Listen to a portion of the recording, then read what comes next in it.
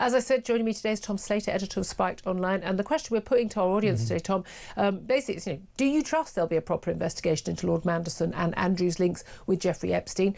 Or do you fear an establishment cover-up? Because I'm not a conspiracy theorist, I know you're not. But I simply don't trust. There's a load of this information will have been known at high levels by police, by, say, royal staff, by people in government.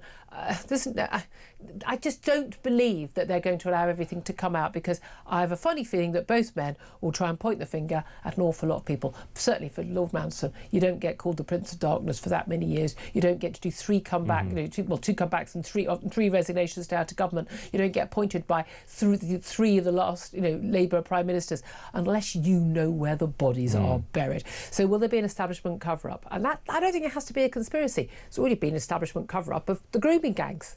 I mean, different postcodes, a mini cab instead of a private jet, a room above a kebab shop where the girls are being raped, as opposed to a private island or a multi-million-pound mansion in New York.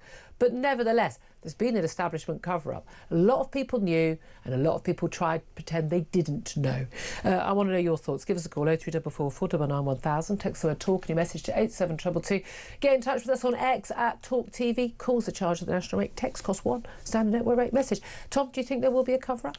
We shall see. I mean, it was certainly within the interests of the Labour Party to keep this under wraps for so long. I mean, I think it will go down not just as a kind of error in judgment, but an act of supreme arrogance to reappoint Peter Mandelson, given all the things that were already known. Exactly, by Keir Starmer. And we were all raising it at the time. We talked about it on air, here. Yeah. And it was one of those things where, first of all, there were the things that we did know about, the number of times he ended up being sacked because of various different flavours of impropriety, but it was also because of the fact that when you're dealing with someone like Mandelson, you kind of suspect there will be more things in the closet which will come out. I didn't mean that as a homophobic joke, but it's come out there anyway. But nevertheless, the point being that it's quite clear that he was an unsavoury character.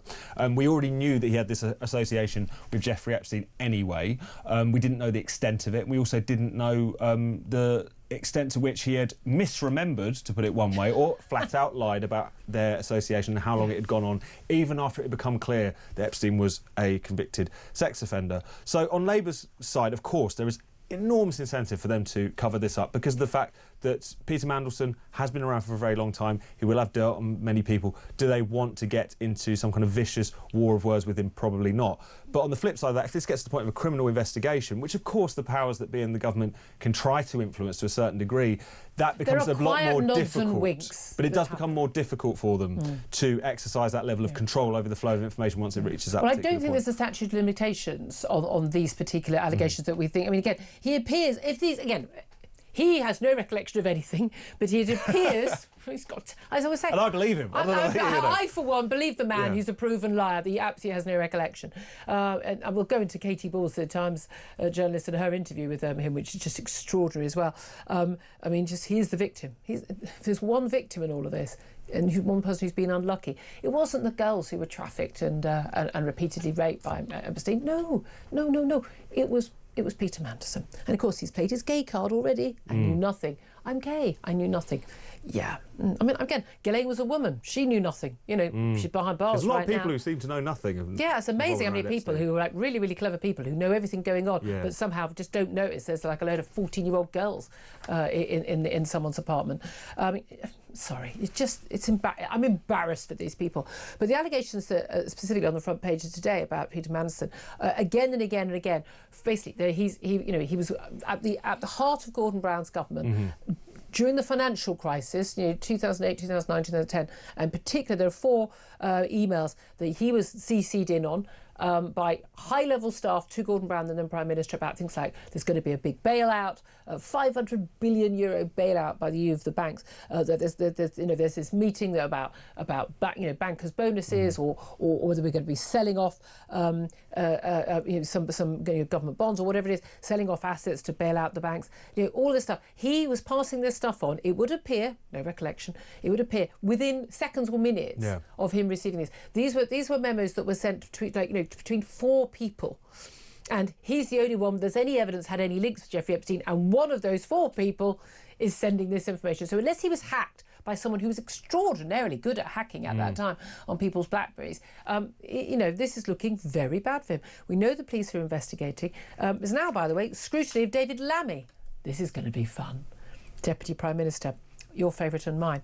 Both David Lammy and Pat McFadden, the Work and Pensions Secretary, they were both ministers in the Business Department while Mandelson was Business Secretary, and they could both also face questions as part of the investigation into Lord Mandelson, ordered by their boss, Sir Keir Starmer. Again, if there were these leaks of this confidential government information to Jeffrey Epstein, then Sir Chris Wormald, the Cabinet Secretary, has been asked to look at all available information about Lord Mandelson's contact with the convicted paedophile while in government. Now, there'll be emails. You know, they should have kept all these emails. I mean, this is the time, I think, when people thought, you know, what you wrote in your BlackBerry was completely confidential, just you didn't realise that a lot of this stuff has been kept. But a lot of this time, again, this stuff is being forwarded on government emails, for goodness sake. So, you know, this is going to just spread, spread its tentacles. And this is what we were talking about earlier with Freddie Gray from The Spectator. The thing about these sort of investigations is they start with one or two high-profile people, and then there are other people who are implicated who may or may not have been aware of things and did or said nothing. And again, this is where I liken it to the grooming gangs. In the UK, you know, you didn't actually go and, you know, grab a girl from outside school and take her somewhere or rape her yourself, but you knew it was happening. You knew when she returned covered in blood and drugged out of her head, and when you took her to hospital because she needed an abortion, what was going on, and you didn't do anything to stop it. You're into that territory, aren't you? No, absolutely. There is a kind of process that you go through. There's the original scandal of clear-cut, outrageous criminal wrongdoing, and then there's the discussion about who knew what when. And the difficulty for this Labour government is that even when it came in, it was trying to present itself as a new broom, trying to present itself as kind of pious and immune to corruption and immune to infighting and immune to the sort of sleaze that we saw at the tail end of the Tory government that kind of characterises any government, not to be too cynical about it. The grown-ups are in charge. The grown-ups are back in charge, and they are essentially, you know, morally superior. That was the way that this came through, which was always hilarious to anyone who was older than 25, 30 years old, because people remember New Labour, people remember the sleaze which defined their time in office, which Peter Mandelson was a very key and central part of. The fact that Mandelson then gets appointed to be the ambassador in Washington, again raised a lot of eyebrows, because people thought, surely this is going to blow up in the face eventually, because Peter Mandelson, the one thing we can definitely say about Peter Mandelson, he always ends up losing his job and getting another one, although the final part of that might not be true this time. It's this is the problem for Labour, not least because, not only, as you say, because the likelihood that the story will spread, but also because they came into office trying to insist, even in the face of very recent history, that they were cleaner than clean, whiter than white. It's going to look even more damning for them, I think. That's the thing, you know, they're hoist by their own petard, aren't they? They always claim... But it's fascinating. Katie Balls from The Times did an interview with Jeffrey Epstein. No, not with him, he's dead. With got the Ouija board out. Exactly. Is that a no? With Peter Mandelson. And most of it was conducted last week before... the latest charge revelations about him losing his job, but then she's had some comments from him since, and he said that, you know, Epstein's like dog muck, the smell won't go away. But it's interesting, he's talking about when he got basically told that he was going to be out of the job, and got a call on a Thursday morning, basically told that the Prime Minister had no confidence in him because of the emails to Jeffrey Epstein. And he says, this is Mandelson, it was like a 5:30 a.m. drive-by shooting. I was at the edge of something. Suddenly I was put at the centre of it as a result of historical emails of which I have no memory and no record. And he said he had to be out of that residence in a week with everything packed up and removed. I mean, my heart bleeds for him. It felt like being killed without actually dying. He said it was a life-changing crisis. I mean, it's absolutely extraordinary. He said his decision to basically leave the Labour Party, he said he wanted to prevent further embarrassment. So noble of him. Labour says that disciplinary action was already underway, but he says that it wasn't easy, but he felt better for it as he needed a reset. I mean, this is genuinely... On the verge of crying here, Julia. I know, I mean, get that little tiny violin out, everybody. I mean, it was just extraordinary. And he talked about Ronaldo, his boyfriend, now husband, that taking that $10,000 a bursary for his osteopathy course. Mandelson was already a very rich man by this point. I mean, he'd had 10 grand knocking around. He'd had 10 grand. In retrospect, it was clearly a lapse in our collective judgment for Ronaldo to accept this offer. At the time, it was not a consequential decision. I mean, it's just extraordinary. But I mean, the idea that giving Ronaldo an osteopath bursary is going to sway mine or anyone else's views about banking policy is risible. He has no recollection or records of receiving that $75,000, and I think I would remember such a large sum. He says he has no recollection of that underpants photo. He says he has no idea what I'm doing in this photograph or who the woman was. It looks as though she came in and showed me something on an iPad. Yeah, it does, mate. How can anyone buy this? Just, though? It's genuinely. But he thinks he gets away with it. But this is the thing he says. It's difficult. He says Epstein, you now know, he says, is not the same figure as people thought they knew when he was alive. He says it's difficult for people to make that distinction because in most people's minds there's one Epstein, one flow of information. They didn't know him, but like everyone else, I learnt the truth about him after his death, which is in 2019, not in the early noughties. In the early noughties, in 2004, he was convicted of soliciting a 14-year-old girl for prostitution, which apparently he told Epstein was a complete fit-up. Because you know the way people get fitted up for that sort of thing all the time, don't they? He says of Epstein, he was a master manipulator. I can see that now. But the point is that his victims certainly did know what he was doing. I mean, none of this rings true at all. He's one of those very clever people who thinks he can get away with everything. He says he's been unlucky and some of that bad luck has been his own making. He's not been unlucky. He has deliberately done things repeatedly and had a relationship with someone, continued that relationship, gave him information, it would appear, with full knowledge, and he's been unlucky to be found out again. Does he really expect us to believe that $75,000 can just appear in his account and you have no recollection of that whatsoever? Does he really expect us to believe that when £10,000 was sent to his partner, now husband, supposedly to take an osteopathy course, that this was part of some wonderful charitable bursary scheme that Epstein had set up, rather than it just being a kind of straightforward, here's some cash because I know you. What amazes me is how little the sums are, because he did apparently, Epstein later on was helping him, according to these emails, to get a job which was $1 million base salary as an advisor to a bank, but you get another $3 million. So he was going to earn $4 million a year. And obviously, he was able to, go and stay at his nice pads and things. But I mean, Mandelson was on like 180 grand as a European commissioner. He was buying properties that are worth a fortune. He borrowed money from Jeffrey Epstein. He's like Prince Andrew. There's always been a lifestyle that his income has never quite really explained. He must have had some very good investments at some point, is all I can say. But he obviously, like a lot of rich people we were discussing earlier, seems to just live on freebies from other very much richer people. Like the Blairs, like you can't afford your own villa on holiday, you have to go and stay at someone else's villa. And it just, it doesn't make sense to me. The sums aren't big enough. I think that would be a justification. But it looks like there must have been, I would read, a promise of something in the future. Or it just speaks to a certain level of entanglement, which could be compromising. So if there's not only these, tens of thousands of pounds moving around, which actually, say, in the grand scheme of things, it's not a lot of money to Peter Mandelson. It's not money for normal people, but it's not a lot of money to Peter Mandelson, let alone to Jeffrey Epstein. But also the fact that he's being flown around, the fact that he's being put up on his island or wherever else. All of this speaks to a level of entanglement, and also clearly other benefits that were being extracted, like being put forward for certain positions and whatnot, which could potentially be compromising, to put it very lightly. So even when we're not talking about enormous sums of money, it clearly raises huge questions about his judgment, who was getting what out of the relationship and so on and so forth. It's not even judgment, is it? I mean, if you're a government minister and you're getting private confidential memos and you'll forward them, in fact, you forward them to your wife. Sorry, Suella Braverman had to resign because of forwarding something to a Tory MP. To get some notes on it. Again, but she wasn't allowed to do that, so she shouldn't have done it. But, isn't that in the biggest scheme of things a crime compared to you're forwarding stuff to an American business, multi-billionaire banker, financier, who's going to make money out of it? Why did he want to know? Why would you tell Epstein about this? Why would you do that unless you were trying to give them information in advance that would help them? That's knowing. I'm sorry, if those documents are real, I don't see how charges won't be brought.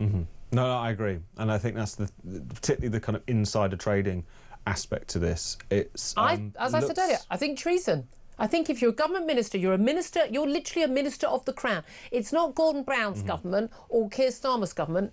It is the monarch's government. It's his HM government.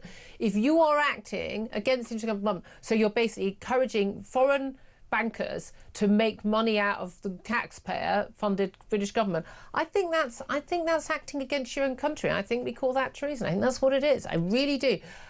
Do you think he'll ever face prosecution? Do you think he'll ever face any time behind bars? Well, this is one of the uncomfortable truths about the criminal justice system, particularly where political figures is concerned. Of course, politics comes into it. For a very long time, I imagine, partly because we didn't know all the details here, but also because of the fact that people in high positions tend to be better looked after for all sorts of reasons. Police forces, CPS can come under a level of political pressure, even if it's not direct and kind of command and control. I just wonder whether, because of all the information that's out there, because there's so much public outcry, because he looks so bang to rights on what he is alleged to have done, that the political pressure suddenly shifts in the other way.